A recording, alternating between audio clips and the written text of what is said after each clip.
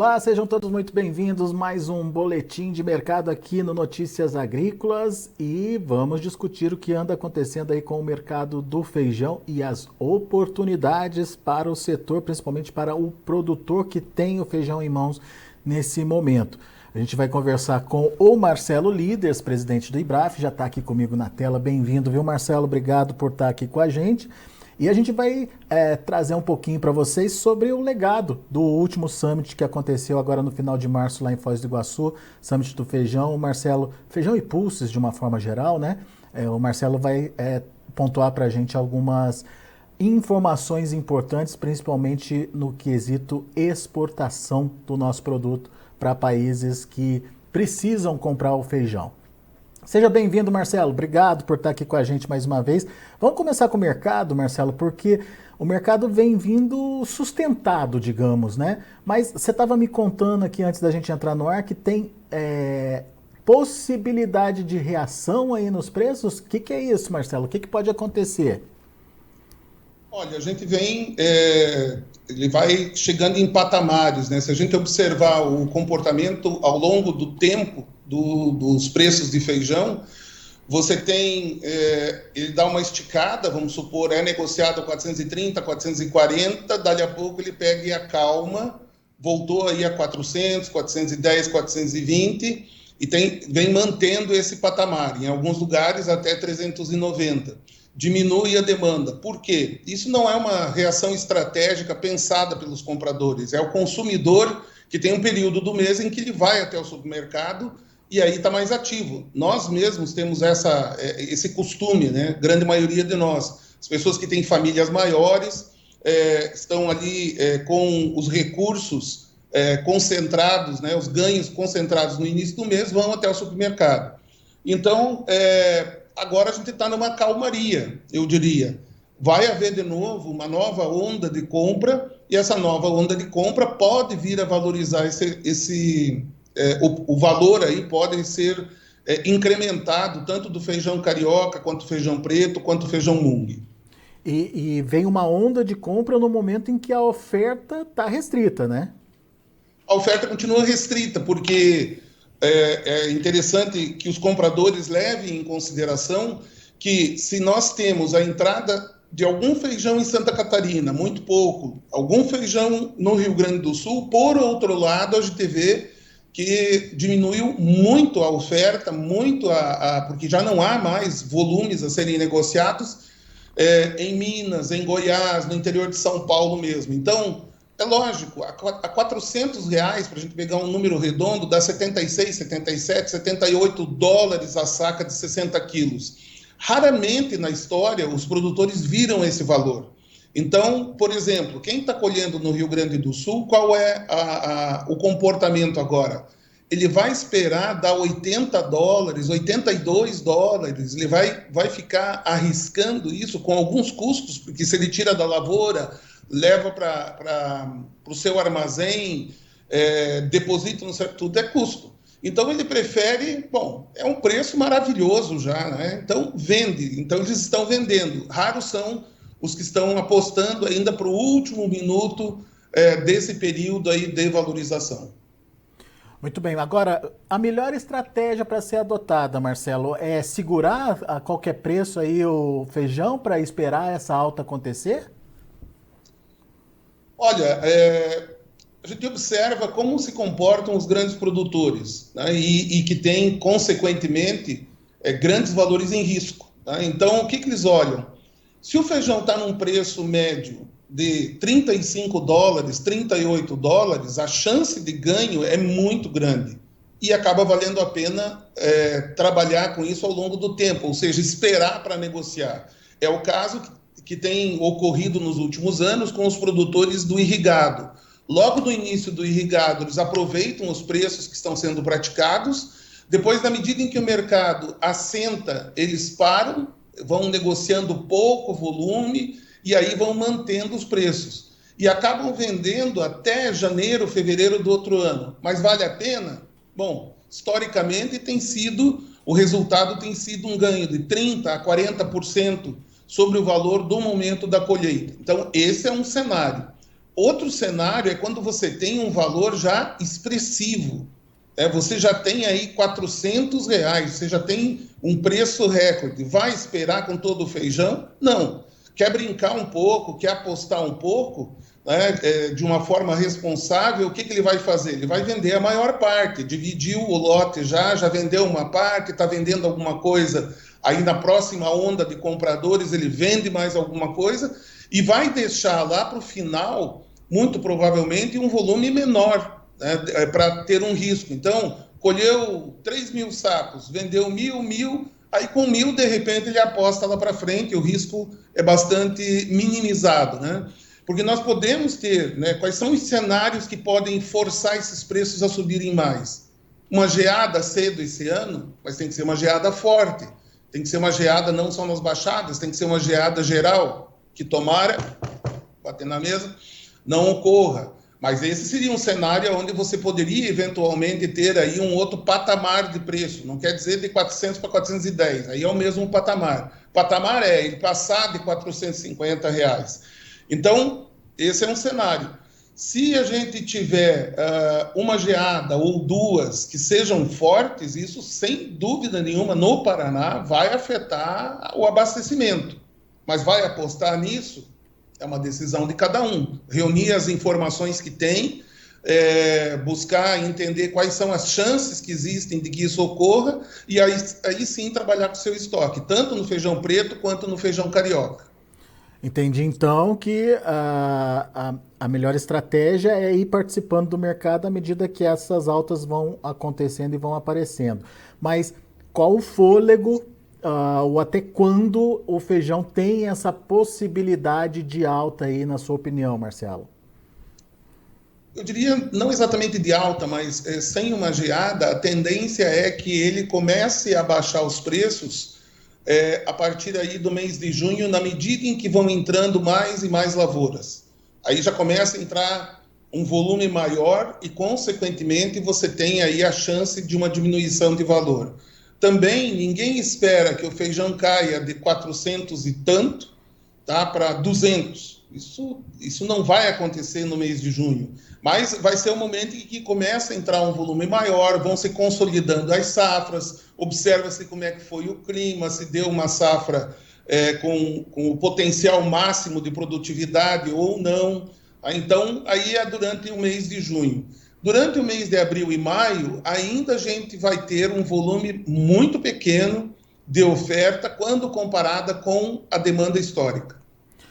Agora, o que você está vendo em termos de nova oferta? Vem uma oferta capaz aí de reduzir preços, Marcelo? Vem porque você vai ter a colheita da segunda safra, né? Foi plantada aqui no Paraná, pouca coisa, Santa Catarina, foi bem plantada em Minas Gerais, foi plantada regularmente em Goiás, diminuiu a área no Mato Grosso. Então, aí o que é o raciocínio? Mas a gente não vai ter uma safra tão grande, 650 mil toneladas, vai ser 500 mil toneladas. Ok, mas nesse momento o que importa é que o pico vai estar acontecendo ali em junho, julho de oferta, se não acontecer nada com o clima. Então, é óbvio que nesse momento os preços vão baixar. Mas o ano é um ano que a gente vai ter um volume total menor do que o ano passado. Ok, isso também pode acontecer. Mas quando é que a gente vai sentir isso? Vai sentir lá na frente. Quando chegar lá no mês de outubro, novembro, em vez de ser janeiro ou dezembro e janeiro para ter, ou fevereiro para ter uma valorização, você acaba tendo essa valorização, começa depois a partir do mês de novembro. Mas isso é CCC. Se consolidar a safra, a segunda safra, que tem seus riscos, se a área plantada da irrigação aumentar, que também tem seus riscos de não aumentar, de risco de clima não tem, mas de não aumentar existe. Então aí você vai ter consolidado o número total do ano. Mas tem as histórias de que o consumo de feijão está diminuindo. Está diminuindo porque a oferta é menor, não tem como consumir 3 milhões e 100 mil toneladas se tem 2.800. Mas uma parte da população está comendo coxinha de galinha e fazendo lanches. Ok, qual é essa parte da população? 50 milhões de pessoas? Nós temos 150 milhões de pessoas que reclamam do preço, mas põem o feijão na mesa. Mas a tendência com a correria do dia a dia não é nem preço, é a facilidade de produzir. Ok, mais 50 milhões, você tem ainda 100 milhões, ou seja, a 15ª maior população do mundo, se fosse um país de 100 milhões de habitantes, ainda é consumidora de feijão regularmente. E você tem o crescimento vegetativo da população. Diminuiu o per capita? Ok, mas o volume absoluto tende a ir aumentando. Muito bem. O que você está dizendo é que se a gente investe no feijão, o consumo vai aumentar por conta da oferta que tem aí disponibilizado. O consumidor brasileiro é um adepto do arroz com feijão, no final das contas, né, Marcelo? Sim, e existem ações que eventualmente os ministérios e o governo vai tomar para aumentar a disponibilidade. A gente não tem ainda certeza, as sugestões estão chegando para o governo, isso é verdade. Hoje à tarde tem a reunião da Câmara Setorial, novas sugestões vão ser coletadas, vão ser encaminhadas para o MDR e para o próprio Ministério da Agricultura. Quais delas vão ser implementadas, né? A nossa sugestão é que se implemente em escolas, em cestas básicas, não sei, exército, as compras que o governo faz para abastecer esses canais de distribuição, que eles ocorram não com feijão carioca, que é o feijão que está mais caro, mas que ocorra baseado na quantidade de proteína. Quais são os feijões que têm proteína, têm preço relativamente baixo em comparação com o carioca, otimiza o uso de recursos do Estado e atende à necessidade nutricional da população. Então, você vai para o feijão calpi, você vai para o feijão mungo. Feijão mungo tem um mercado mundial enorme, né? Então, é um feijão muito apreciado por todo mundo. Não é porque ele é barato no Brasil. Vai comprar um feijão mungo na China, vai comprar um feijão mungo no Japão, é um feijão caro. Então, se houver essa sensibilidade por parte do governo, ele vai estar trabalhando em duas frentes. Uma, atender a necessidade nutricional de uma parte da população que tem carência, e dois, estimular a produção de feijões que têm exportação. Muito bem. E por falar em exportação, Marcelo, foi um dos temas debatidos aí durante o summit que aconteceu no final de março em Foz do Iguaçu. Queria que você pontuasse para a gente quais são os nossos principais potenciais compradores, o que eles querem da gente, enfim, nós estamos preparados para atendê-los aí, Marcelo? Olha, há muito a se fazer, né? Nós precisamos de pesquisa, nós precisamos de investimento bastante, eu diria, alto em pesquisa de feijão. Ele vai acabar dando resultados como a soja e o milho deram ao longo do tempo, onde a iniciativa privada investiu para ter melhores cultivares, não só as instituições públicas, mas as privadas também. Então, para começar, nós temos como entrar na festa. Então, mas para que haja investimento é preciso que haja perspectiva aí de mercados. Tem essa perspectiva? Tem. Eu diria para vocês assim, nós fizemos o convite, sem grandes insistências, o convite, falamos que o summit ia acontecer para vários países. China, Índia, Vietnã se fizeram presentes. Outros mandaram câmaras de comércio. Quer dizer, eles têm interesse. Os dois principais países que mais importam no mundo, alguns feijões que nós produzimos aqui, e aí eu vou incluir também, apesar da nossa conversa ser aqui sobre feijões, mas é sobre oportunidades de negócio para esse produtor que está nos ouvindo, tem o gergelim. Então, o gergelim não é só o pão com gergelim lá que a gente costumou ouvir lá do fast food, né?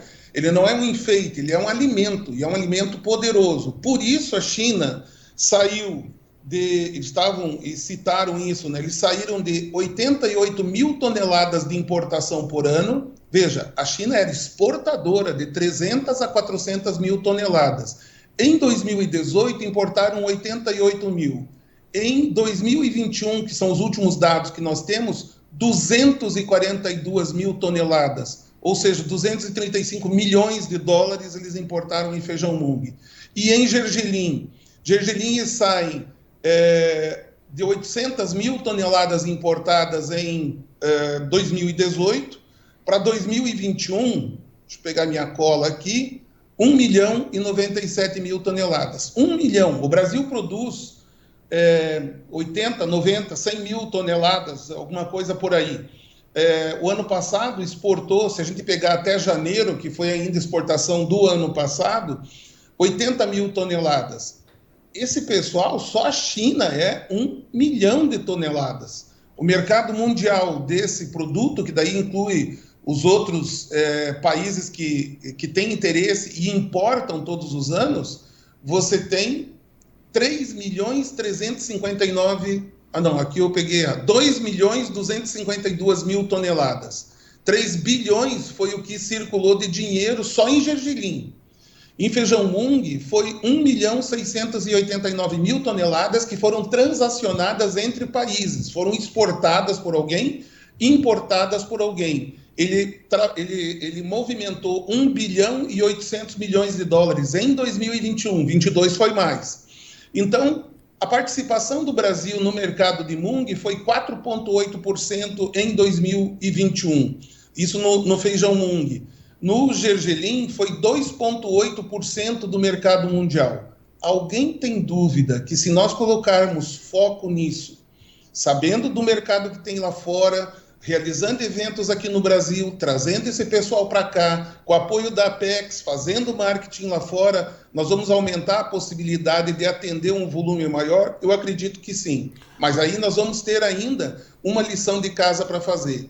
Como investir em pesquisa? Nós precisamos ser cada vez mais competitivos. O produtor precisa ver nesses produtos cada vez mais uma evolução em termos de produtividade, em termos de resistência a pragas, em termos ao estresse hídrico maior, e para isso precisa investimento. E não basta hoje os investimentos que são feitos nas instituições públicas. Então, aí tem eu diria para você, um gargalo bastante grande, porque os outros países estão fazendo investimentos maiúsculos nisso. Estados Unidos está investindo muito em pesquisa de feijão, a Austrália está investindo muito, para citar dois, quem mais está ali? A própria Índia investindo muito também. Nós já temos aí a possibilidade de uma troca inclusive transferência de tecnologia da Índia para cá, em termos de produção de algumas variedades de feijões.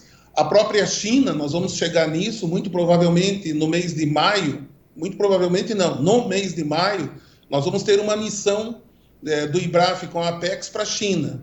Por que essa missão?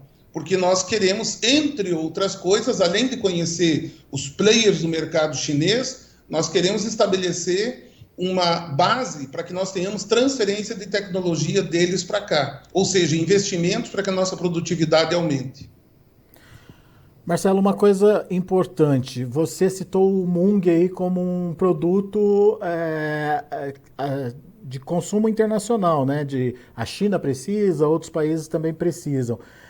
Mas esse investimento ou esse esforço que você cita aí da pesquisa, da conscientização, do trabalho, enfim, de se tornar um país com potencial aí para exportação, passa só pelo mung e pelo gergelim? Não, a importação mundial em 2021 de feijões como o feijão vermelho, que a gente tanto fala, o feijão rajado, o feijão preto, é um mercado de 2 bilhões de dólares. 2 bilhões de dólares e mais, porque isso aqui é de 2021. É um mercado de 1 milhão e 800 mil toneladas. Nesse mercado, nós vamos competir com quem? Com a Argentina, que tem problemas de toda a ordem. A Argentina tem problemas lá, desde clima, a política, a economia que a gente conhece. Tá, qual é o outro competidor nosso? Estados Unidos, que tem um aumento do consumo per capita, que cuida de atender as opções ali de compra do México, Canadá também, existe uma troca ali entre os três países, e eles fornecem à Europa. Com que feijões? Com feijões vermelhos, com feijão navy beans, que a gente viu que foi lançado no final do ano passado pelo IAC. Existe um trabalho também bastante avançado da Embrapa e da TAA nesses feijões. É um mercado de 2 bilhões de dólares. Se o Brasil conseguiu alcançar em alguns momentos no feijão fradinho, aquele do Mato Grosso, 50% do mercado mundial, nesse mercado nós temos 2,8% desses feijões que eu citei, que são os coloridos. Então é por isso que a gente frisa tanto isso. E o que falar então do mercado desligar aqui, do mercado de ervilhas. Vale a pena investir em ervilhas. É um mercado também de 2,8 bilhões de dólares, 6 milhões de toneladas, ervilha amarela, ervilha verde. Aí você tem mercado de lentilha, mais 2,8 bilhões de dólares, de trocas entre países. Alguém está vendendo para quem quer comer. Qual é a tendência dos próximos anos? Dificuldades de atender essas demandas. Por que a FAO se fez presente no Summit? Nós tivemos uma fala do nosso adido agrícola na FAO, para mostrar o quão importante estão ficando, já eram, mas quão importantes são os programas de ajuda alimentar que estão sendo feitos pelo mundo. Eu estava lendo um artigo ontem sobre o Paquistão. O Paquistão quebrou. Não chegou, inclusive, containers do Brasil lá não tinha dólar, o governo não tinha dólar para pagar. Esse foi o primeiro problema que aconteceu lá. Ok. Agora, o que é que está acontecendo dentro do Paquistão? Está faltando comida. O preço disparou, a inflação disparou. Quem mais está sofrendo lá? As pessoas com menos poder aquisitivo. Isso vai trazer o quê? Insatisfação social. Vai ter protesto, vai ter morte, vai ter briga, vai ter disputa pelo governo, até que derrubam o governo, colocam outro. Então, essas massas tiram a paz de governos. E é só o Paquistão? Não. A situação está ficando cada vez mais insustentável ao redor do mundo. Qual é a nossa missão? Mandar bomba para lá? Não. A nossa missão é, vamos produzir, vamos olhar aqui o que os caras estão importando. Por exemplo, Ucrânia. Lamentável o que está acontecendo, mas abre uma oportunidade. A Ucrânia é uma fornecedora de pulses, é uma fornecedora de ervilhas no mercado e de feijões. Se ela tem dificuldades por conta dessa situação, alguém precisa prover esse alimento. Então, eu diria para você que a grande preocupação nossa, né, que ficamos aí mais nos bastidores e não estamos na linha de frente como os exportadores, é criar condições para que a gente possa atender esse mercado. Criar condições de competir com a soja e com o milho, que são maravilhosos em preço e evoluíram muito na pesquisa. As oportunidades estão aí, Alexander. Muito bem. E que essas oportunidades se concretizem aí para o produtor brasileiro, que ele de fato possa diversificar a sua produção, melhorar a sua produtividade, atender o mercado interno, mas também ganhar dinheiro com a exportação aí de produtos. Um mercado enorme, como pelos números que você trouxe para a gente, como oportunidade aí para os negócios do produtor brasileiro. Vamos nos organizar, vamos nos planejar para começar a atender esse mercado aí o mais rápido possível, né, Marcelo?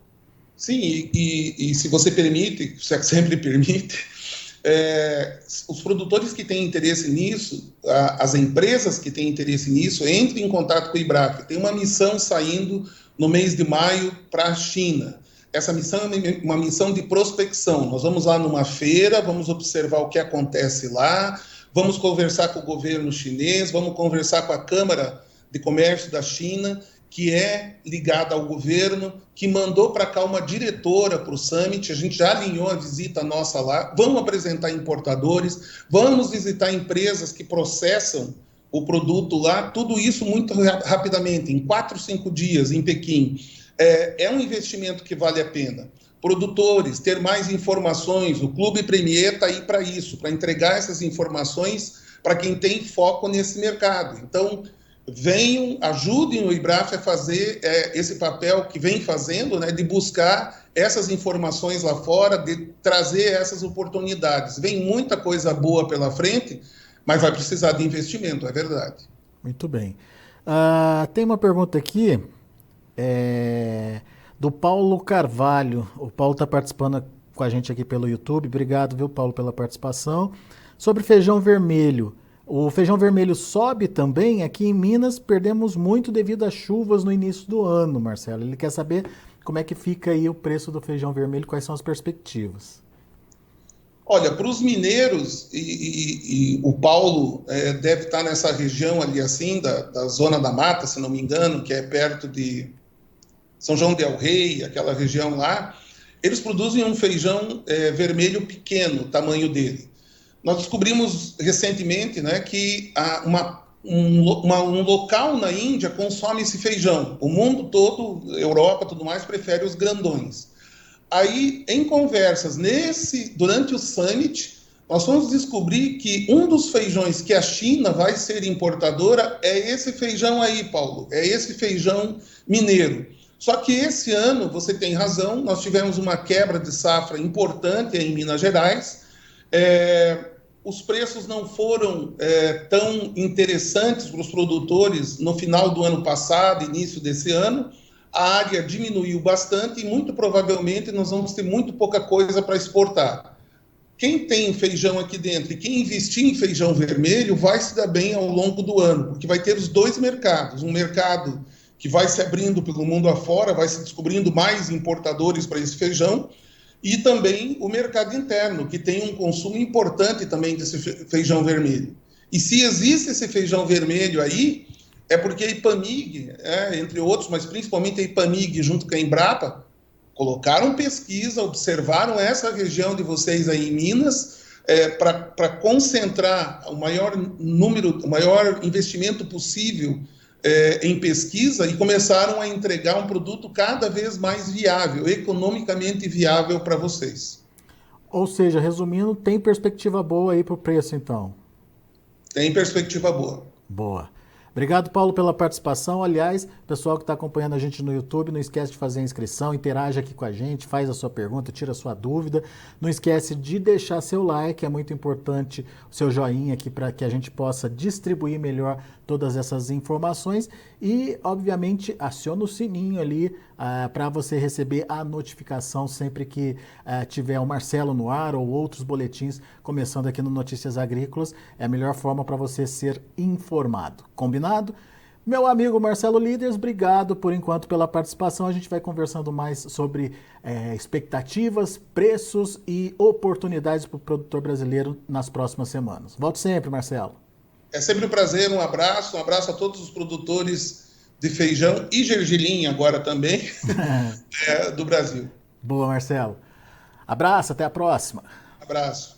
Tá aí Marcelo Eduardo Líderes, presidente do IBRAF, Instituto Brasileiro do Feijão, aqui com a gente no Notícias Agrícolas. Primeiro, sobre a possibilidade de uma nova rodada de compras acontecer aí nas próximas semanas, o que poderia fazer o preço melhorar em relação ao que já está até bom, né? A gente está falando de uma média aí de R$400. Então, estratégia para o produtor aguarda esse aumento, essa volta dos compradores, aguarda pelo preço, mas não fica segurando o feijão muito tempo não, vai vendendo aos pouquinhos, à medida aí que esse comprador necessita e vai fazendo uma média para cima aí do seu feijão. De acordo com o Marcelo, essa tendência deve continuar até o final de maio, começo de junho, entra a nova safra e daí a tendência é de queda nos preços do feijão. Então, faça a sua estratégia de negociação, vá participando das altas e das oportunidades de negócios que devem aparecer aí ao longo dos próximos 2 meses. A gente vai ficando por aqui, agradeço a sua atenção e audiência. Na sequência tem o Mercado do Boi. Continue com a gente.